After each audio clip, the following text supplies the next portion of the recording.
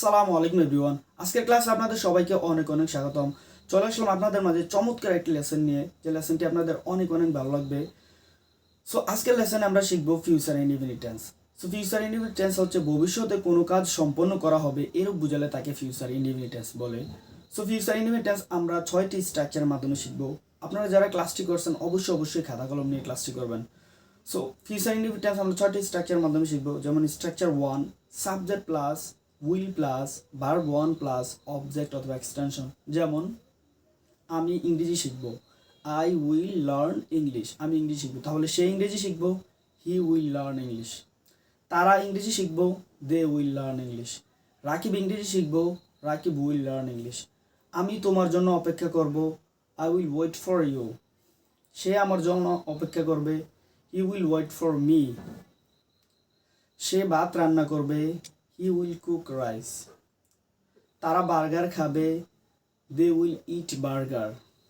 সে নদীতে সাঁতার কাটবে, he will swim in the river. আমি তাকে সাহায্য করব, I will help him. So আশা করছি আপনি স্ট্রাকচার 1 ক্লাসটি ক্লিয়ার হয়ে গেছেন। এখন আমরা 2 নম্বর স্ট্রাকচার শিখব। 2 নম্বর স্ট্রাকচার আমরা নেগেটিভ সেন্টেন্স মেক করব। যেমন subject plus will not plus verb 1 plus object অথবা এক্সটেনশন। যেমন আমি স্মোক করব না, আই উইল নট স্মোক। সে চাইনিজ শিখবে না, he will not learn Chinese. সে আমাকে সাহায্য করবে না, he will not help me. সে একটি চিঠি লিখবে না, he will not write a letter. তুমি একটি ছবি আঁকবে না, you will not draw a picture. সে একটি বাইক কিনবে না, he will not buy bike. তারা নদীতে সাঁতার কাটবে না, they will not swim in the river.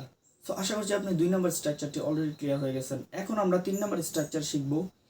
3 number structure আমরা শিখব ইন্টারোগেটিভ সেন্টেন্স কীভাবে মেক করতে হয়। যেমন প্রথমে will plus subject plus verb 1 plus object অথবা এক্সটেনশন সাথে প্রশ্নবোধক চিহ্ন। যেমন তুমি কি বাজারে যাবে, প্রথমে উইল, প্রশ্ন করলে প্রথমে will you go to market. তুমি কি বাজারে যাবে। সে কি ইংরেজি শিখবে, উইল শি লার্ন ইংলিশ। তুমি কি ইংরেজি শিখবে, উইল ইউ লার্ন ইংলিশ। তারা কি আমাকে সাহায্য করবে, উইল দে হেল্প মি। তুমি কি একটি বাইক কিনবে, will you buy a bike.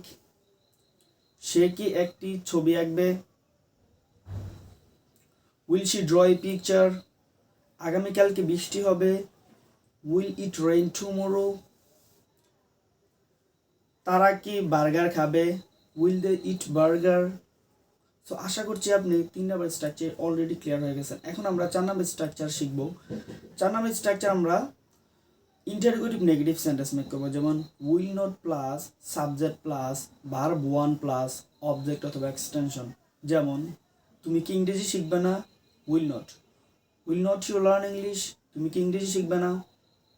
তারা কি আমাকে সাহায্য করবে না, will not they help me. তুমি কি নদীতে সাঁতার কাটবে না, will not you swim in the river. সে কি গাড়ি চালাবে না, will not she drive the car. তুমি কি কাজটি করবে না, will not you do the work. So will নটকে আমরা কন্ট্রাকশন করে উন্ট বলবো। যেমন তুমি কি আমার জন্য অপেক্ষা করবে না, won't you wait for me.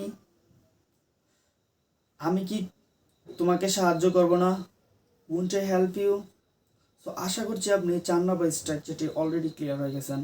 So এখন আমরা 5 নম্বর স্ট্রাকচারে শিখব কীভাবে WH দিয়ে সেন্টেন্স মেক করতে হয়। যেমন WH word plus will plus subject plus verb 1 plus object অথবা এক্সটেনশন এবং প্রশ্নবোধক চিহ্ন।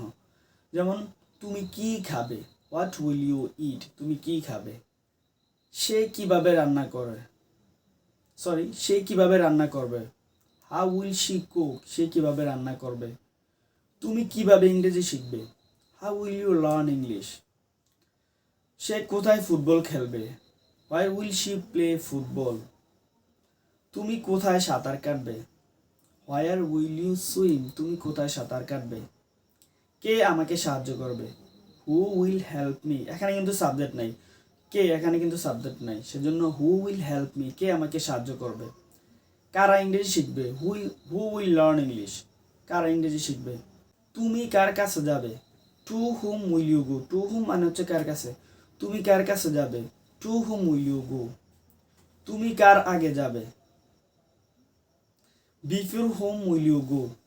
তুমি কাকে ছাড়া যাবে, without whom will you go. কখন তুমি ঢাকায় যাবে, when will you go to Dhaka. So আশা করছি আপনি 5 নাম্বার স্ট্রাকচারটি অলরেডি ক্লিয়ার হয়ে গেছেন। এখন আমরা 6 নাম্বার স্ট্রাকচারে WH দিয়ে সেন্টেন্স, নেগেটিভ সেন্টেন্স মেক করব। যেমন WH word plus, will not plus, subject plus, verb one plus, object অথবা এক্সটেনশন এবং প্রশ্নবোধক চিহ্ন। যেমন তুমি কি খাবে না, what will not you eat, তুমি কি খাবে না। সে কি করবে না, what will not he do, সে কি করবে না। উইল নটকে আমরা কন্ট্রাকশন করে উন্ট বলবো। যেমন কখন তুমি বাজার যাবে না, when won't you go to market, কখন তুমি বাজার যাবে না। কোথায় তারা ফুটবল খেলবে না, হোয়ার উন্ট দে প্লে ফুটবল, কোথায় তারা ফুটবল খেলবে না। কখন তুমি ধূমপান করবে না, হোয়েন উন্ট ইউ স্মোক, কখন তুমি ধূমপান করবে না। কারা ইংরেজি শিখবে না, হু উন্ট লার্ন ইংলিশ, কারা ইংরেজি শিখবে না। কে গাড়ি কিনবে না, হু উন্ট বাই কার, কে গাড়ি কিনবে না। কে একটি চিঠি লিখবে না, who won't write a letter. কেন তুমি ইংরেজি শিখবে না, why won't you learn English, কেন তুমি ইংরেজি শিখবে না। কেন তুমি রাতে ঘুমাবে না, why won't you sleep at night. কাকে ছাড়া তুমি ভাত খাবে না, without whom won't you eat rice, কাকে ছাড়া তুমি ভাত খাবে না। হ্যালো ভিউয়ার্স, আশা করছি আপনি 6 নাম্বার স্ট্রাকচারটি অলরেডি ক্লিয়ার হয়ে গেছেন। সো আপনি যদি এভাবে প্র্যাকটিস করেন, যেমন আমি বাজার যাব, I will go to market. আমি বাজার যাব না, I want go to market. আমি কি বাজার যাব, will I go to market. আমি কি বাজার যাব না, won't I go to market.